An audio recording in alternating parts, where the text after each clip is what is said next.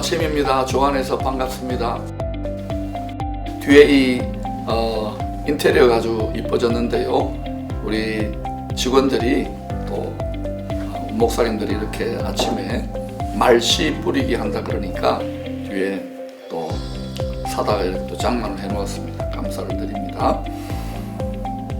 오늘은 말씨 뿌리기 17번째 시간이 되는데 우리 같이 대화할 우리 김건철 목사님 자기 소개 좀 하시죠. 우리 성도들만 듣는 게 아니니까. 안녕하십니까. 기쁨의 교회 성도 여러분, 이렇게 영상으로 만나 뵙게 돼서 반갑습니다. 저는 5공동체를 섬기고 있는 김건철 목사입니다. 반갑습니다. 특별히 우리 김건철 목사님은 이제 미국의 선교학으로 유학을 하시고 이제 마지막 박사 논문에 지금 이제 논문 디펜스라는 게 있습니다. 거기에 일본 교수 한 분이 좀 까다롭게 하셔서 대기 중에 하나님께서 또 허락하셔서 이 교회를 같이 섬기게 되셨는데 사실은 또 우리 이제 기쁨의 교회 청년부부터 섬기셨죠. 그래서 교회를 잘 이해하고 하는데 어때요? 저하고는 이제 유학 가기 전에 수년 동안 계속 이제 교제했는데 교회가 지금 막상 와서 교회 안에서 부교육처럼 한 1년 됐습니까 지금? 아직 1년은 채 되지 않았고요. 한 6개월 정도 된 것 같습니다. 예, 6개월 되는데 어때요? 교회 기쁨의 교회 모습이나? 예, 실은 제가 기쁨의 교회 주일학교 중등부부터 그래요? 다녔었고 뭐 중등부, 고등부, 임원도 했었고 뭐 청년부부터 시작해서 뭐 여러 가지 각종 봉사 활동을 많이 했었는데 그때 다니면서 우리 교회 너무 좋다. 우리 교회가 또 포항에서는 또 주도적으로 은혜 많이 받는 대표적인 교회로, 큰 교회로 이렇게 자부심을 가지고 있었습니다. 그런데 유학을 갔다가 다시 돌아와 보니까 그 교회보다도 더 크고 훌륭하고 멋있고 믿음이 깊은 교회로 성장해 있는 것을 보고 가슴속에 정말 남다른 뿌듯함과 또 교회를 이렇게 이끌어 주신 또 우리 목사님한테 참 감사한 마음을 가지고 있고 하나님 앞에 정말 영광스러운 마음을 가지고 있습니다. 예. 김 목사님은 이제 우리나라를 벗어나서 미국에서 오랜 시간 이제 가족들과 유학하면서 외국에서 이제 우리나라를 볼 기회가 있었잖아요. 한국 교회를. 그렇습니다. 근데 이제 이 포항에 사실은 자그마한 도시인데 또 여기에서 어린 시절을 교회 활동도 하고 있는데 지금 뭐 민족과 열방, 아시아 이게 너무 황당무계하고 무모한 꿈 같지 않습니까? 목사님 어떻게 생각하세요? 예, 사실 이 포항 지역에서만 자랐다면 그 바깥 세상을 보지 못했기 때문에 자칫 그렇게 생각할 수도 있겠습니다만은 저는 하나님의 은혜로 이 시골 사람이 열방을 다니면서 견문을 넓히고 보니까 출세했어요. 감사합니다. 하나님께서 경영하시는 세계가 정말 우리의 물리적 공간에 제한될 수 없다는 것을 저는 많이 느꼈고 하나님께서 한 민족만을 들어 쓰시는 것이 아니라 여러 민족이 연합해서 정말 하나님께 헌신된 민족들이 연합해서 여러 나라들이 또 결속이 되어서 하나님 앞에 쓰임 받는다는 것을 제 눈으로 직접 목도하였습니다. 그리고 그 일에 우리 대한민국도 쓰임 받고 있다는 확신이 들고 있고요. 그리고 그런 관점에서 볼 때는 어디 메트로폴리탄 큰 도시만이 하나님의 쓰임 받는 도시가 아니라 정말 하나님 앞에 깨어 있는 백성들이 모여 있는 곳. 이 포항이야말로 정말 하나님 크게 쓰임 받을 수 있는 중요한 도시라고 저는 믿고 확신하고 있습니다. 아멘. 여러분 제가 킹덤시티 이런 게 박진성 목사가 막 그렇게 원해서 하시는 거 하라고 생각하시면 안 돼요. 마치 배에서 끊임없이 뭐가 올라오는 것처럼 이게 불같은 마음이 계속 지난 17년간 일관되게 왔고 저도 이게 너무 이 로컬에서 너무 이렇게 무모하다. 내 능력도 없고 지혜도 없는데 이렇게 생각했는데 한 3, 4년 전부터 여러 가지 열방과 또 나라와 교회 상황이 힘들어지면서 이걸 위하여 하나님이 여러 도시와 도성들 중에 나를 이곳에 보내셨구나. 그래서 막상 그런 비전을 나누지만 너무 우리가 로컬이라 그러잖아요. 로컬. 너무 변방, 로컬 이런 부분에 열등감과 의식에 갇혀 있어요. 또 우리가 한계가 많잖아요. 자원의 한계 이런 게 많은데 사실은 여러 열방과 국내와 아시아의 신실한 하나님의 사람들이 연합하면 그러면 이게 얼마든지 가능해요. 그래서 우리 개인의 지금 얼마나 여러분들이 잘 섬겨주셔서 이 성전도 그렇고 우리가 총회도 하고 국제적인 찬양 축제도 하고 모든 게 참 대단한 성취였지요. 물론 대가 지불 힘은 있지만 중요한 것은 이걸 믿음의 그릇을 만드느냐예요. 우리가 그렇게 점점 믿음의 그릇이 만들어져 가고 있잖아요. 처음에는 다 힘들어요. 개척의 길이란 것은.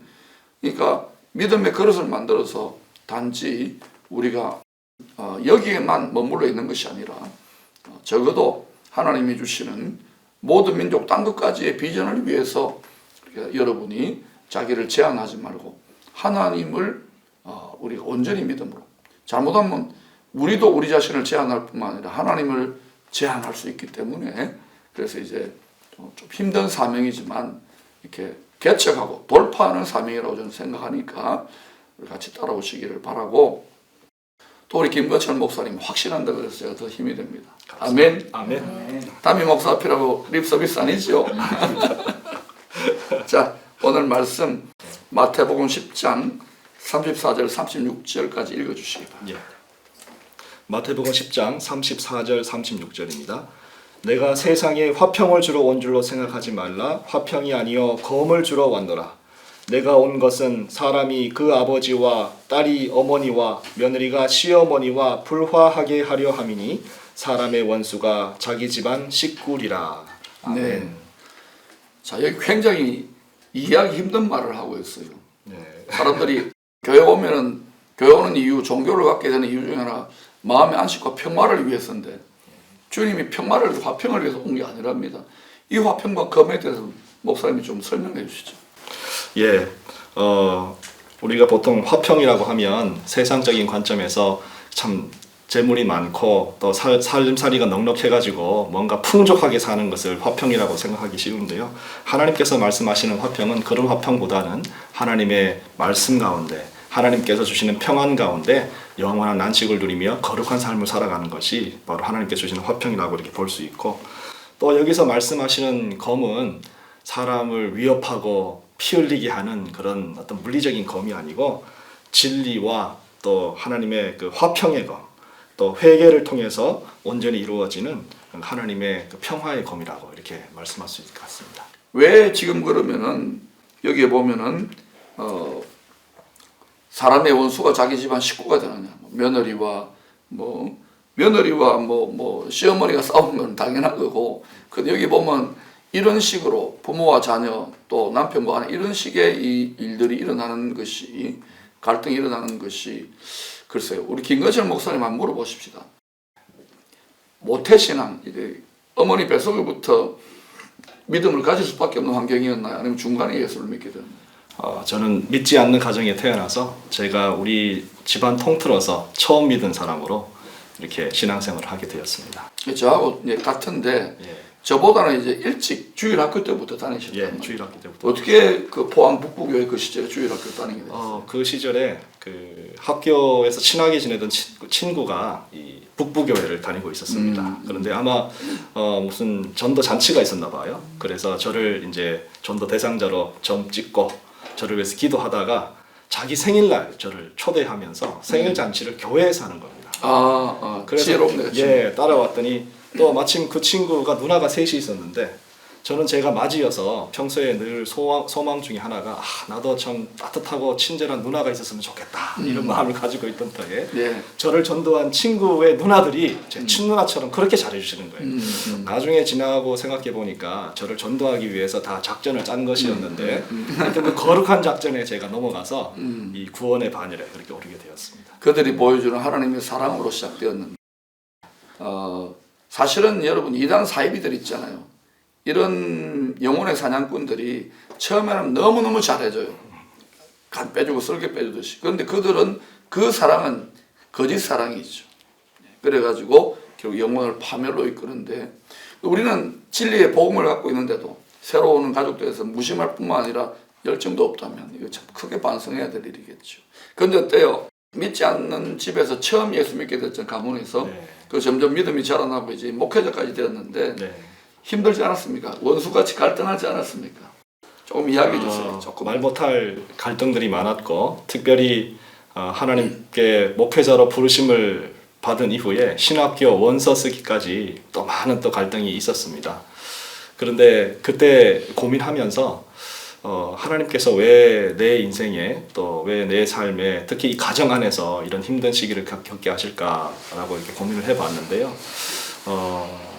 일단 하나님의 부르심이 참 크다, 귀하다라는 생각을 했지만 또 한편으로는 가족들이 나를 반대하는 것이 두 가지 이유가 있겠다 이런 생각을 해보았습니다. 첫 번째는 세상적인 마음에서 제가 좋은 길, 화려한 길, 크고 넓은 길을 가기를 바라는 성공, 출세, 명예를 가지기를 원하는 그런 부모된 심정에서 반대를 아마 많이 했었을 것 같고요. 또 하나는 가족들이야말로 저의 죄된 모습을, 죄인의 모습을 가장 잘 알고 가장 많이 본 분들이기 때문에 제가 그런 거룩한 길을 가는 것에 대해서 좀 조심스럽게 생각하지 않으셨을까 이런 생각을 해봤습니다. 그래서 그때 많은 회개를 하고요. 또 하나님 앞에 하나님 부르심에 순종하기 위해서 과거와 단절된 새로운 삶을 살겠습니다. 고백한 이후에야 신학교에 갈 수 있었던 그런 경험이 있습니다. 진리의 싸움을 용기 있게 싸우는 것도 좋지만 지혜롭게 싸워야 되는 것도 우리가 알아야 되고, 그러지 않으면 사단이요 귀신같이 알고 더 가족을 왼수로 만들어요. 그래서 우리가 지혜롭게 해야 되는데 그 실마리를 줄 수 있는 말씀이 베드로전서 3장 1절 4절입니다. 김건철 목사님 읽어주시겠습니다. 베드로전서 3장 1절로 4절 말씀입니다. 아내들아 이와 같이 자기 남편에게 순종하라. 이는 혹 말씀을 순종하지 않는 자라도 말로 말미암지 않고 그 아내의 행실로 말미암아 구원을 받게 하려 함이니 너희의 두려워하며 정결한 행실을 봄이라. 너희의 단장은 머리를 꾸미고 금을 차고 아름다운 옷을 입는 외모로 하지 말고 오직 마음에 숨은 사람을 온유하고 안정한 심령에 섞지 아니할 것으로 하라. 이는 하나님 앞에 값진 것이니라. 네. 여러분이 특히 이제 보면 한국 사회도 그렇고 대충 전 세계가 여성분들이 감성이 예민하고 또 조금 약한 부분이 많기 때문에 주님을 먼저 영접하는 경우가 많아요. 믿음이 더 자라나는 경우가 많아요. 그래서 남편들이나 가족들에게 복음 전하라고 할 때 강한 남편이 볼 때에 또 이렇게 강직한 남편이 볼 때에 마음이 자꾸만 자신에게서 예수님에게로 교회로 너무 나간다 싶으니까 불안함을 느끼잖아요.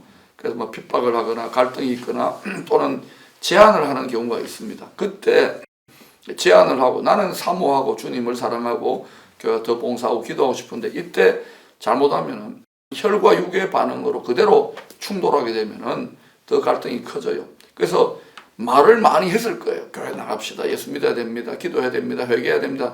아무리 말을 많이 해도 말이 더 이상 안 통할 때가 있습니다.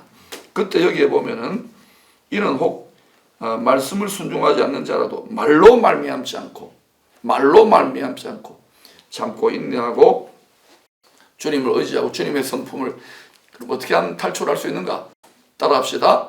성깔 죽입시다. 성깔 죽입시다. 어떻게 해요? 예수 안에서 성깔을 죽여야 돼. 성질을 죽여야 돼. 나 자신의 내 정과 욕심과 내가 내 의를 내 공로까지도 다 죽이면 말로가 아니라 우리의 선한 행실, 특히 사랑하는 행실로 말미암아 구원을 받게 돼요.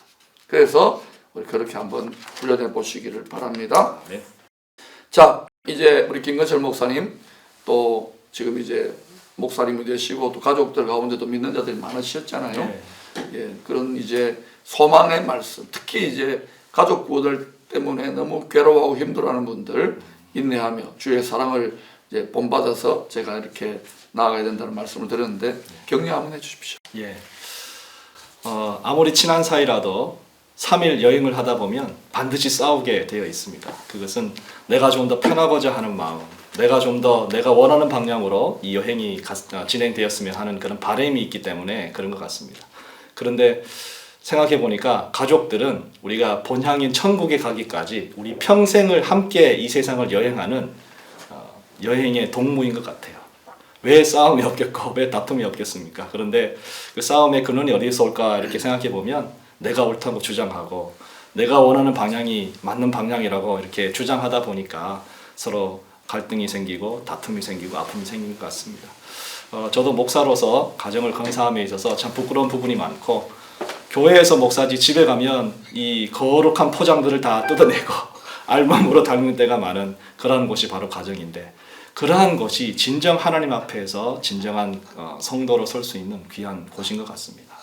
사랑하는 성도 여러분, 가정이야말로 하나님께서 우리에게 주신 가장 큰 축복이요, 가정에서 승리하고 가정에서 성도가 되는 사람이 진정한 성도인 것 같습니다. 그곳에 하나님의 축복이 있고 또 하나님의 평안이 있는 것 같습니다. 그것은 말로 되는 것이 아닙니다. 옳고 그름의 따짐으로 되는 것이 아닙니다. 오직 말씀 앞에 온전히 순종함으로 거룩한 성도로 바르게 살 때에 우리 가족이 나를 인정해주고 하나님 앞에 인정해줄 때 우리 가정이 바르게 서게 되는 것 같습니다. 그 능력을 가지고 복음의 가정 이루어 나가시는 우리 기쁨의 교회 성도님들 다 되었으면 좋겠습니다. 아멘.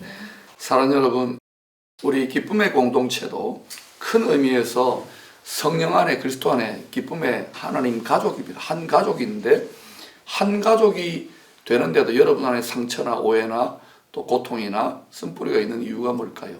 한 영이 되어지지 못해요. 자꾸 육신적으로 반응하면 한 성령이 흘러가지를 못하는 거예요. 성령의 신진대사가 활발하지 못하여 병들고 약하고 공동체 전체가 고통하게 된답니다. 이게 사단의 전략이에요. 우리 기쁨의 공동체는 이 시대에 복된 이 세상이 줄 수 없는 포도주의 기쁨, 이 세상이 줄 수 없는 하늘 포도주의 신령한 기쁨, 성령의 세수를 공급하는 기쁨의 교회가 되려면요, 한 영, 하나님 아버지의 한 마음, 그리고 하나님의 한 뜻, 한 말을 하는 성령의 공동체가 되어야 돼요. 이것을 위해서 사랑하는 여러분, 오늘 화평을 위하여서는 진리의 성령의 검인, 말씀의 검으로 여러분 성과를 죽이시기를 바랍니다. 내가 성과를 많이 죽었다, 성질을 많이 죽었다, 이 고백을 날마다 몇 번씩 하셔야 돼요. 그러면 자아에 죽은 우리들을 통하여 점점 하나님의 성품과 하나님의 형상이 나타나면서 이 세상에 참 기쁨과 참 화평의 감동이 넘쳐나게 될 것입니다. 여러분의 가정에, 여러분의 심령에 이런 은혜가 있기를 바라고, 또 기쁨의 공동체 가운데에 땅의 화평이 아니라 하늘의 놀라운 위로와 새 포도주의 성령의 세술의 기쁨과 위로와 평화가 충만하기를 축원합니다.